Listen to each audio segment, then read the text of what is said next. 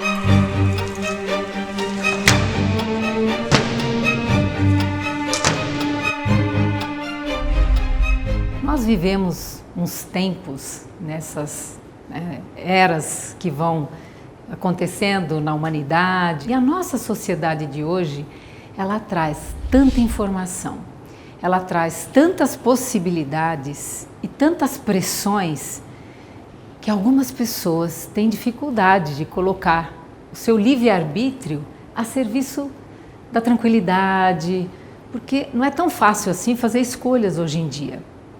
Então a ansiedade é uma entre muitas causas da depressão. Então esse tema depressão, ele vem de muito tempo já sendo estudado, né? Vem desde a época do pai da medicina, Hipócrates, vem passando por várias evoluções, mas mais ou menos a partir de 1920 é que as pesquisas começam a surtir efeito e começam a serem realizadas. Antigamente era chamado de melancolia, não havia esse termo depressão, e as criaturas eram melancólicas, entravam nesses estados de tristeza. Hoje em dia, a depressão já é olhada de uma forma pela medicina como uma patologia, e às vezes muito grave. Existem pessoas que a depressão leva ao suicídio. Antes, como é que se dizia há umas décadas atrás? A pessoa morria não era de depressão, era do quê? De desgosto. Já ouviram isso? O que é desgosto? Né? A depressão é um nome novo para uma coisa que sempre existiu. O que é melancolia? Está lá, não está lá? No livro dos Espíritos, né? O que é essa vaga sensação que nós temos e está preso aqui no corpo? Então, quantos nomes diferentes para a mesma coisa? Então, é uma questão moderna. Não é, é antiga. Que tem várias facetas e precisa ser olhada como um diamante, pelas suas várias facetas. A depressão é um estado de falta de ânimo, de sentimento de menos-valia em relação a si próprio e às coisas em geral. É um estado de abatimento do espírito. É um estado de tédio, de saturação da vida. Bom, vamos entender a palavra depressão como aquele momento de acrisolamento do espírito, né? A pessoa passa por depressão porque ela se acrisola, ela se encolhe, digamos assim, emocionalmente. Alguns fatores levam a pessoa a sofrer momentos de dor e sofrimento, de angústia, e ela se comprime. Depressão, ela fica comprimida, ela perde o prazer pela vida, perde o prazer pela relação humana, pela vida social, E ela, com a perda dessa alegria por si e também no seu relacionamento social, ela entra nesse estado desesperador. Antes de começarmos a olhar para as causas e consequências, precisamos lembrar de algumas coisas. Primeiro, tristeza, gente, é diferente de depressão. Tristeza é normal, todo mundo fica triste, fica alegre. Quando essa tristeza não vai embora nunca, aí ela vira uma doença. Aí é a depressão. Algumas pessoas hoje em dia, elas ficam um pouco tristes, 1, 2 dias tristes, e elas já ficam apavoradas, buscam médicos, acreditando estar com depressão. Então, a tristeza que fica alguns dias, ela faz parte, ela é um sinal de recolhimento, de autorreflexão. É muito importante essa primeira diferenciação. Tristeza não é depressão. Hoje em dia nós sabemos que há um aumento significativo de casos de depressão. Eu tenho a impressão que é porque a vida exige bastante. Eu me permito fazer uma comparação que antigamente a vida era como um carrossel com uma valsa. Laralá, laralá, laralá. Agora, laralá, laralá, laralá, laralá, não dá tempo de pensar direito. Mesmo quem vive em locais menos populosos, teoricamente a vida é mais tranquila, a quantidade de informação que a gente recebe é assim, muito grande. E isso acaba gerando uma ansiedade que acaba levando a um quadro depressivo, né? A ansiedade é quando você está indo muito rápido e a depressão é quando você está indo muito devagar. Então, acho que se você vai muito rápido durante muito tempo, chega uma hora que você vai começar a ir muito devagar, mesmo sem você querer. Podemos entender com o aumento da depressão se recorrermos ao Livro dos Espíritos, codificado por Allan Kardec, na questão 522, quando ele vai falar sobre pressentimentos. Ele vai dizer que antes de nós reencarnarmos, nós recebemos no nosso fórum íntimo as principais etapas pelas quais nós iremos passar. E quando essas etapas têm um caráter marcante, vem como um insight, um déjà vu. Não utiliza essa palavra déjà vu, mas como se fosse um déjà vu. Ou seja, quando encontramos com uma pessoa e temos aquela impressão que conhecemos aquela pessoa, ou passamos por um determinado lugar e temos a sensação que já passamos para aquele lugar. Quando nós perdemos o objetivo existencial, o objetivo da vida, e não assumimos os nossos compromissos, ou colocamos em prática os nossos compromissos assumidos no mundo espiritual, inicia-se o vazio existencial. E vamos procurar em coisas, em pessoas, para nós saciarmos esse vazio existencial. Esse paradigma materialista que a gente vive também, que a gente acha que a nossa felicidade ela está sempre nas coisas que a gente pode comprar e não nas coisas que a gente está sentindo. Então isso tudo vai gerando essa fábrica de depressivos, né, que é o nosso mundo atual. É por isso então que algumas pessoas apresentam essa depressão que elas estão sentindo. É um excesso de atividade, é um excesso de informação, é uma pressão social, é ela não se sentir capaz de desenvolver a sua vida, é ela sentir que alguma coisa não está bem, ela cultivar esse sentimento. Então a pessoa cai em depressão. Agora, é claro que nós também precisamos pensar, não é? Que às vezes é um problema psicológico, é um problema neurológico. Teremos que buscar as causas outras, que não puramente espirituais da depressão. Tem pessoas que nascem depressivas, tem depressões que transitam de uma existência para outra, a pessoa carrega essa depressão de uma vida para outra, sem resolver as questões essenciais, e existem as depressões que são decorrentes de algum fato impactante. A pessoa tem, às vezes, uma discussão com alguém, sofre ali uma certa desarmonia interior e vai somando. Aí no dia seguinte, no mês seguinte, na hora seguinte, isso vai somando a tal ponto de quando ele se dá por conta, ele está carregando todo esse fardo, esse peso do que ele mesmo armazenou ou colocou camadas a camadas. E a pessoa fica traumatizada e depressiva. E com isso, nós entramos num estado de fechamento, de desespero muitas vezes. A perda da dimensão do outro, ela quase que simboliza a perda da importância do outro É muito comum as pessoas dizerem, mas reaja pelo seu filho, reaja por não sei quem. Mas a pessoa perdeu essa capacidade. Já não depende mais de um esforço próprio, muitas vezes, dependendo do grau da depressão. E muitas vezes as pessoas acreditam que para sair da depressão basta boa vontade, ou é falta de boa vontade do deprimido para sair da situação em que ele está. Por vezes é necessário um tratamento psicológico, medicamentoso, espiritual, enfim, a pessoa precisa de ajuda para sair do estado depressivo. Depressão não é frescura, depressão não é preguiça.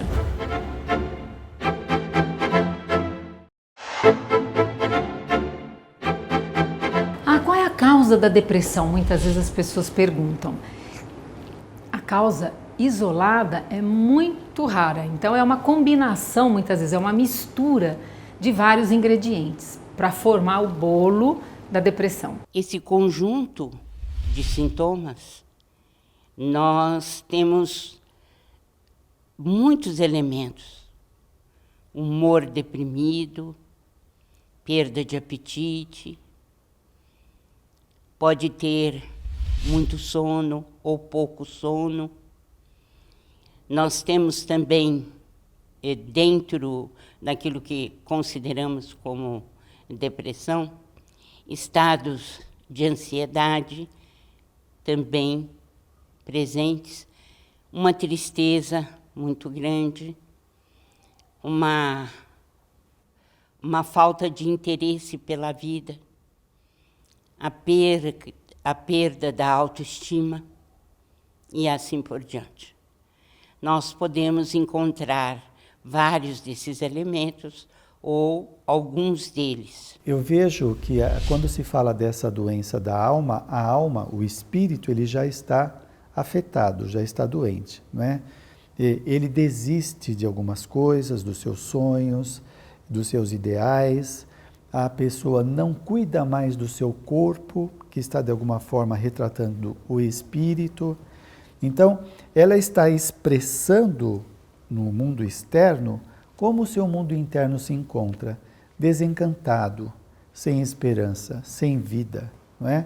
É como se as coisas perdessem todo o colorido, e ela costuma dizer isso, né, que o mundo está chato, as pessoas, e ela não percebe que ela está, na verdade, transferindo ao exterior o mundo interno dela, o mundo como se encontra. Então precisamos tomar cuidado. A primeira coisa é, a depressão geralmente cada pessoa ela tem o seu processo.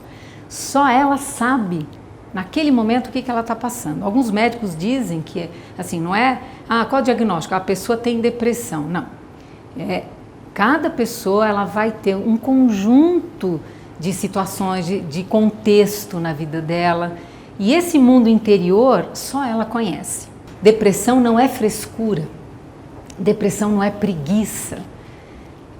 É muito importante que possamos olhar com esse olhar de respeito e de encontrar soluções. Agora, como é que nós podemos então lidar com a depressão? Que caminhos nós podemos buscar? Que tratamentos, que soluções? Pelo mesmo caminho. Primeiro, quando nós somos crianças, nós precisamos que nos deem atenção, que nos deem carinho, que nos cuidem, que nos amamentem. Precisamos. Enquanto crianças, nós precisamos de atenção, apreciação, aceitação e amor. Certo? Só que quando crescemos, nós podemos nos dar isso? Podemos. Cada um de nós pode se dar atenção? Pode. Se dar atenção para o físico, para o emocional, atenção para o que está pensando. Podemos. Podemos, em vez de esperar que o outro me reconheça, eu posso me reconhecer? Posso. Eu posso me aceitar do jeito que eu sou e me amar? Então, aí é que começa a maturidade emocional. Porque a maioria de nós, imaturos que somos, não temos aula de emoções na escola e vamos a trancos e barrancos aprendendo como podemos. Mas essa é uma dica ótima. Outra coisa que às vezes temos dificuldade é a autoobservação ou o conhece-te a ti mesmo. Né? O conhece-te a ti mesmo que aprendemos na pergunta 919 como é que nós fazemos para melhorarmos? Um antigo, né, ou em Delfos, né, no oráculo de Delfos, tinha lá escrito, conhece-te a ti mesmo. E embaixo, assim, nada em excesso.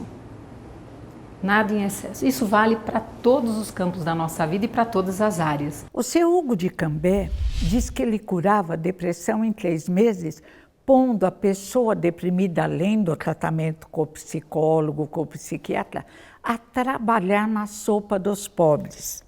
Porque realmente a depressão, tanto quanto outros pensamentos obsessivos, faz o indivíduo, é produto do indivíduo estar fechado nele mesmo. Ele se vê como o centro do universo. Ele cansou, nada interessa, nada tem graça. Ou fazer uma sopa para os pobres muda o foco. Ele vai descascar cenoura, ali todo mundo brinca e de repente ele descobre que existe um mundo além dele. Como nós dissemos, se você já percebe uma tendência, começa a se cuidar já, né?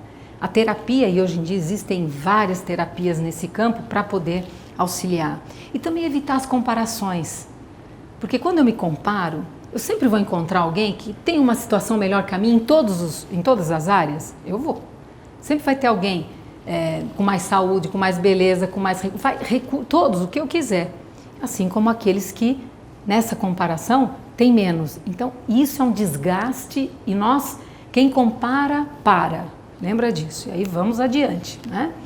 E também mentalizar o estado anterior à crise. Isso durante a crise. Se você conseguir parar, você que já está passando por essas crises depressivas, e você visualizar como é que você estava antes, isso auxilia muito a baixar a ansiedade. A depressão, ela pode levar a um processo obsessivo, como também o contrário pode acontecer. Um processo obsessivo pode ocasionar a depressão de uma criatura que está sendo visada por um espírito perseguidor. Mas, em verdade, o que motivou a obsessão foi o modo de pensar e de sentir. Ela ofereceu sintonia ao espírito obsessor. Quando o humor decai, fica instável, quando nós ficamos pessimistas, os pensamentos derrotistas, nós vamos encontrar no plano espiritual sintonia, nós vamos encontrar afinidades nesse mesmo campo, que intensificam o nosso estado individual. Chega um certo momento em que essa tristeza crônica, ela altera o funcionamento do nosso cérebro. Então, os neurotransmissores, que são os hormônios que a gente produz no nosso cérebro para transmitir as mensagens de um neurônio para o outro, eles começam a sofrer uma alteração. E aí fica faltando alguns neurotransmissores que são importantes, a serotonina é o principal deles. Nesse momento, mesmo que você faça um tratamento psicológico e faça um tratamento espiritual, o seu cérebro está viciado na tristeza. E aí você vai precisar de uma medicação para te ajudar a sair daquele ciclo vicioso. Então, nesses momentos, o tratamento médico, né, com o antidepressivo é muito importante. O que não adianta é você tomar só o antidepressivo, que está agindo no efeito, e não ir atrás da causa. E às vezes na causa tem uma origem de obsessão. Por isso que nós aprendemos com Jesus que a porta é estreita. Ninguém vai poder cuidar de se alimentar melhor por mim, se eu pedir. Que seja tomar um gole de água por mim, não dá. Então, tem uma questão que é cada um assumir, falar, poxa, eu recebi esse diagnóstico, como é que eu me sinto? Quais são os meus sintomas? Não é? Então, se apropriar. Segundo, além de saber que depende de você, que você provavelmente, porque não temos no Espiritismo, no capítulo 5, causas atuais e as causas anteriores das aflições. Muitas vezes você diz assim, mas eu não tenho motivo para estar em depressão. O médico me diagnosticou, eu tenho vários, mas eu não tenho, minha vida está isso, aquilo. Bom, se você não tem uma causa atual, pode ser uma causa anterior. Existem pessoas que passam a vida toda tratando, eu conheço muitos casos de pessoas que estão na nossa casa espírita e que trazem processos depressivos praticamente desde criança. Ou adolescentes, a depressão desponta e a pessoa hoje tem 40, tem 50 anos, já tratou com todos os médicos possíveis, toma toda a medicação possível e continua assim, denotando que é o espírito que traz isso por uma situação do passado. Porque esta não é a única existência que ela tem. Ela já teve milhares de existências, ela já teve atritos, afetos, né, de pessoas que estão desencarnadas ou encarnadas, e aqueles que em algum momento se sentiram prejudicadas por ela, vão aproveitar esse estado depressivo para assediá-la ainda mais, jogar ideias doentias na cabeça dela, de menos-valia, e ela vai se afundando cada vez mais na situação. Mas não é sempre, não são 100% dos casos. Então eu acho que vale a pena um diagnóstico bem feito, o tratamento medicamentoso, o tratamento psicológico e o tratamento espiritual. O centro espírita permite uma mudança de mentalidade. Primeiro, você é um espírito indestrutível.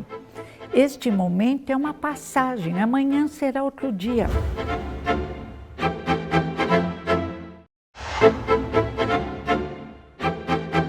Já nas questões exteriores, quer dizer, o que eu posso fazer? Além de cuidar de mim, que ninguém pode fazer por mim, eu posso, enquanto eu cuido de mim, fazer alguma caridade? Eu posso. Né? Mínima que seja, mínima. Né? Ler sobre espiritismo, as obras todas, inclusive que falem do tema preces, conexão com o plano espiritual, né? Exercícios de perdão e auto-perdão. Isso é muito importante porque muitas pessoas, pela culpa, têm um chicote, né? E vão, nossa, é uma autopunição profunda. E é só fazer, né? Você não fica bravo com uma criança de 3 anos que não sabe tabuada. Bom, se no passado, em outra existência ou nessa, você teve alguns comportamentos que hoje você se condena, por isso você se culpa e se autopune, que tal olhar para você com os recursos que você tinha naquela época, quando você fez o que fez? Auto-perdão, muito importante.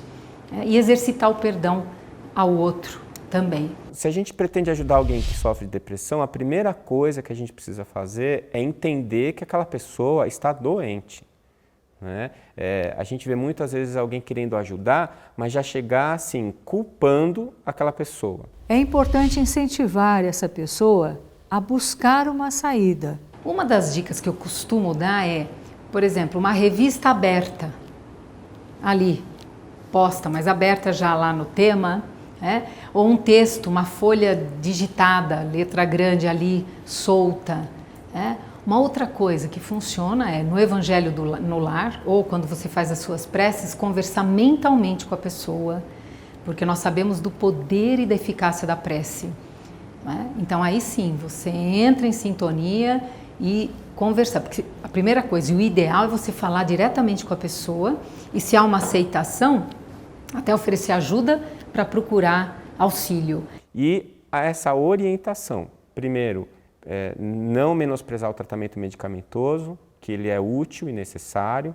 Segundo lugar, ouvir aquela pessoa, né? E trazer para ela horizontes novos, né? Uma possibilidade, que ela veja uma possibilidade de se recuperar. E dar o apoio emocional para essa pessoa. O conhecimento da realidade espiritual pode ajudar muito a criatura, o espírito encarnado, o homem, a pessoa humana, a se libertar da dolorosa enfermidade chamada depressão. Agora, é preciso que isso seja modulado, seja didaticamente programado para facilitar o ingresso da pessoa nesse nível de conhecimento libertador. O centro espírita permite uma mudança de mentalidade. Primeiro, você é um espírito indestrutível. Este momento é uma passagem, amanhã será outro dia. A cada dia, dizia Jesus, chegam as suas dores, os seus problemas. O indivíduo aprende que nunca está só, que além do anjo da guarda, ele tem um exército velando por ele. A pessoa que está fazendo o atendimento na casa espírita vai então orientar que a doutrina, ela está trazendo para a pessoa condições para enfrentamento dela mesma, mas de uma forma positiva, e também olhar a vida com outros olhos, olhar a misericórdia divina, a bondade divina, que ela é um espírito imortal que merece ser feliz. Tudo isso vai ser passado para a pessoa. Agora, ela tem os passes, o tratamento através dos passes, a fluidoterapia, também a frequência a grupos de estudos, as palestras, aos estudos, enfim, esse conjunto ajuda muito e pode fazer a pessoa renovar-se e começar uma vida nova. Muitas vezes a doença nos torna honestos. E às vezes assumir uma depressão é se tornar honesto, para procurar dentro de si e fazer esse mergulho profundo, como nós vimos aqui. Se eu não encontro a causa da depressão no momento atual, ele pode estar numa existência passada, e aí eu trabalho o auto-perdão. Então, independente se a causa é de existências anteriores ou da atual, independente se ela foi causada por um relacionamento familiar, afetivo, profissional, independente, você tem a possibilidade e a vontade, e são forças do espírito que quando você pede para alguém, ou que já passou pelo processo, ou que já tem uma força de caráter, essa pessoa te estende a mão, porque estamos aqui todos, alguns já estão em estágios um pouquinho mais amadurecidos, outros um pouco menos. Então, pede a mão. Toda vez que uma mão se estende, uma mão acolhe. E isso tanto no plano espiritual como no plano material. Quando é sincero esse pedido, essa mão que se estende, a outra vem e acolhe.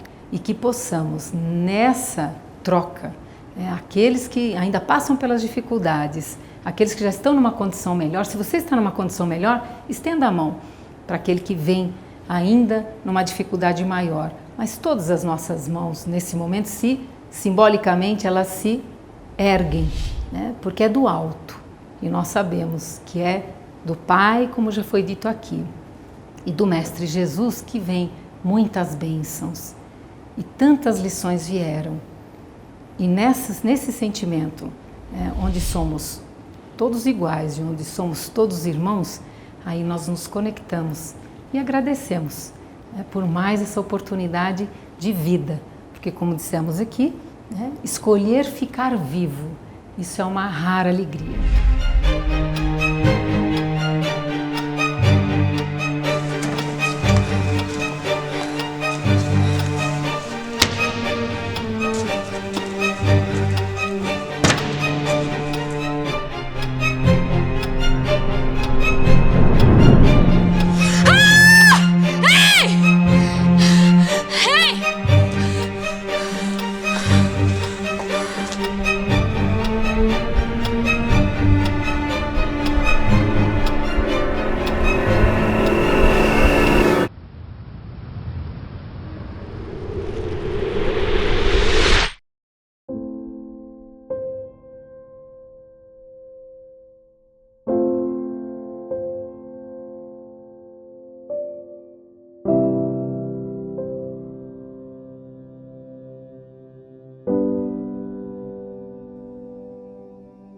Para aquele que exerce suas atividades com um objetivo útil e de acordo com suas aptidões naturais, o trabalho não tem nada de árido e a vida escoa mais rapidamente.